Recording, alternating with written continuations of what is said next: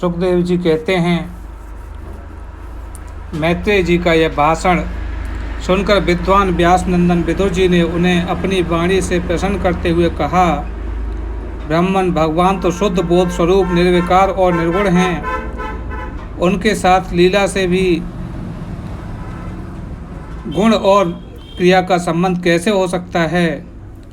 बालक में तो कामना और दूसरों के साथ खेलने की इच्छा रहती है, इसी से वह खेलने के लिए प्रयत्न करता है, किंतु भगवान तो स्वतः नित्य तृप्त पूर्ण काम और सर्वदा असंग हैं।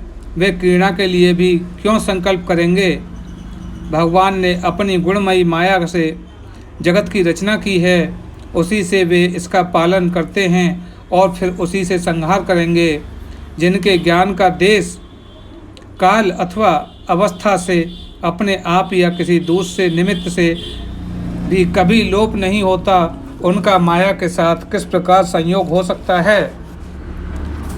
एकमात्र ये भगवान ही समस्त क्षेत्रों में उनके साक्षी रूप से स्थित हैं। फिर इस दुर्भाग्य या किस प्रकार का कर्म जनित क्लेश की प्राप्ति कैसे हो सकती है। भगवान, इस अज्ञान में पड़कर मेरा मन बड़ा खिन्न हो रहा है। आप मेरे मन के इस महान मोह को कृपा करके दूर कीजिए। श्री सुखदेव जी कहते हैं, तत्व जिज्ञासु विदुर जी की यह प्रेरणा प्राप्त कर अहंकारहीन श्री मैत्रेय जी ने भगवान का स्मरण करते हुए मुस्कुराते हुए कहा। मैत्रेय जी कहते हैं, जो आत्मा सबका स्वामी और सर्वथा मुक्त स्वरूप है, वह दीनता और बंधन को प्राप्त हो, यह बात युक्ति विरुद्ध अवश्य है, किंतु वस्तुतः यही तो भगवान की माया है। जिस प्रकार स्वप्न देखने वाले पुरुष को अपना सिर काटना आदि व्यापार न होने पर भी अज्ञान के कारण सत्यवत भासते हैं, उसी प्रकार इस जीव को बंधन आदि से न होते हुए भी अज्ञान भास रहे हैं। यदि यह कहा जाए कि फिर ईश्वर में इनकी प्रतीति क्यों नहीं होती, तो इसका उत्तर यह है कि जिस प्रकार जल में होने वाले कंप आदि क्रिया जल में दिखने वाले चंद्रमा के प्रतिबिंब में न होने पर भी भासती है, आकाशस्थ चंद्रमा में नहीं, उसी प्रकार देहाभिमानी जीव में देह का मिथ्या धर्मों का प्रतीत होती है, परमात्मा में नहीं। निष्काम भाव से धर्मों का आचरण करने वाले भगवत कृपा से प्राप्त हुए भक्ति योग के द्वारा यह प्रतीति धीरे धीरे निवृत्त हो जाती है। जिस समय समस्त इंद्रियां विषयों से हटकर साक्षी परमात्मा श्री हरि में निश्चल भाव से स्थिर हो जाती हैं, उस समय गाढ़ निद्रा में सोए हुए मनुष्य के समान जीव के राग द्वेष सारे क्लेश सर्वथा नष्ट हो जाते हैं। श्री कृष्ण के गुणों का वर्णन एवं श्रवण आदेश दुख राशि को शांत कर देता है। फिर यदि हमारे हृदय में उनका चरण कमल की रज से सेवन का प्रेम जग पड़े, तब तो कहना ही क्या है।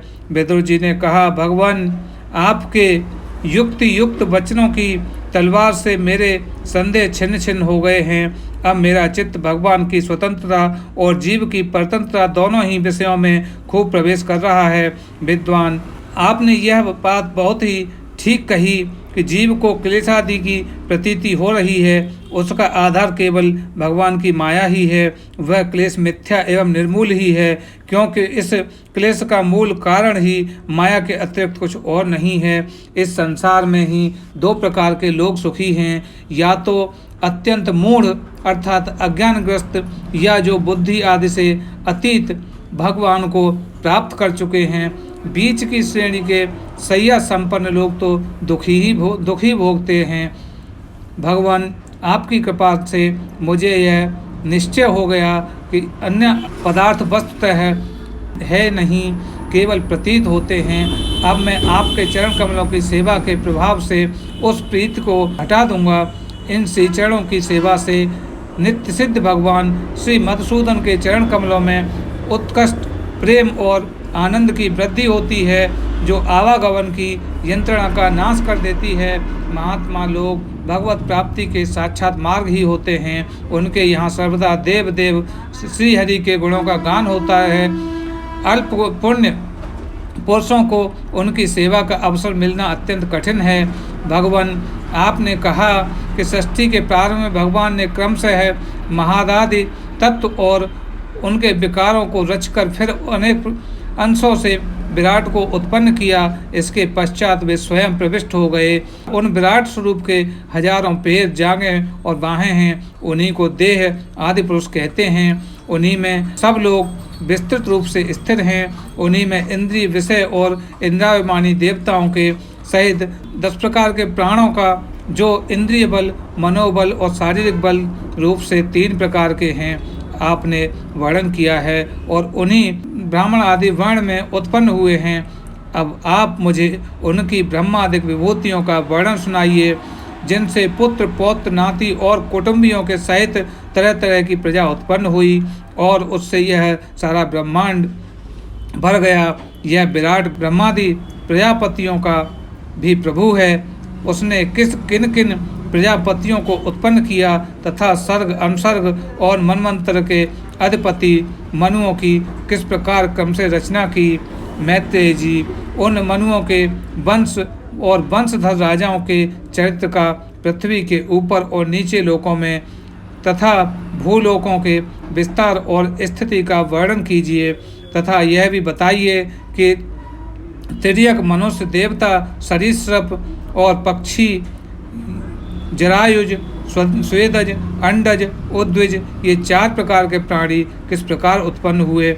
श्री हरि ने सृष्टि करते समय जगत की उत्पत्ति, स्थिति और संहार के लिए अपने गुणावतार ब्रह्मा, विष्णु, महादेव रूप से जो कल्याणकारी लीलाएं की हैं, उनका भी वर्णन कीजिए।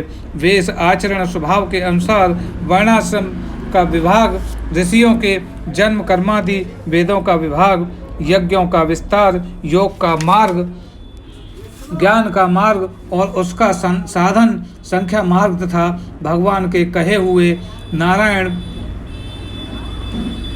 पंचरात्र आदि तंत्र शास्त्र, विभिन्न पाखंड मार्ग के प्रचार से होने वाली विषमताएं, नीच वर्ण के पुरुषों से उच्च वर्ण की स्त्री में होने वाली संतान के प्रकार, भिन्न भिन्न गुण और कर्मों के कारण जीव की जैसी और जितनी गतियां होती हैं, वे सब हमें सुनाइए। ब्राह्मण, धर्म, अर्थ, काम और मोक्ष प्राप्ति के परस्पर अविरोधी साधनों का, वाणिज्य, दंड नीति और शास्त्र श्रवण की विधियों का, श्राद्ध की विधियों का, पितृगणों की सृष्टि का तथा काल चक्र में ग्रह, नक्षत्र, तारागण की स्थिति का अलग अलग वर्णन कीजिए। दान, तप तथा इष्ट और पूर्त कर्मों का क्या फल है। प्रवास और आपत्ति के समय मनुष्य का क्या धर्म होता है। निष्पाप मैत्रेय जी, धर्म के मूल कारण श्री जनार्दन भगवान किस आचरण से संतुष्ट होते हैं और किन पर अनुग्रह करते हैं, यह वर्णन कीजिए। द्विजवर, दीन वत्सल गुरुजन अपने अनुगत शिष्यों और पुत्रों को बिना पूछे भी उनके हित की बात दिया करते हैं। भगवान, उन महादादि तत्वों का प्रलय कितने प्रकार का है तथा जब भगवान योग निद्रा में शयन करते हैं तब उनमें से कौन कौन से तत्व उनकी सेवा करते हैं और उनमें लीन हो जाते हैं। जीव का तत्व, परमेश्वर का स्वरूप, उपनिषद प्रतिपादित ज्ञान तथा गुरु और शिष्य का पारस्परिक प्रयोजन क्या है। आत्मन विद्वानों ने उस ज्ञान की प्राप्ति के क्या क्या उपाय बताए हैं, क्योंकि मनुष्य को ज्ञान, भक्ति अथवा वैराग्य की प्राप्ति अपने आप तो नहीं हो सकती।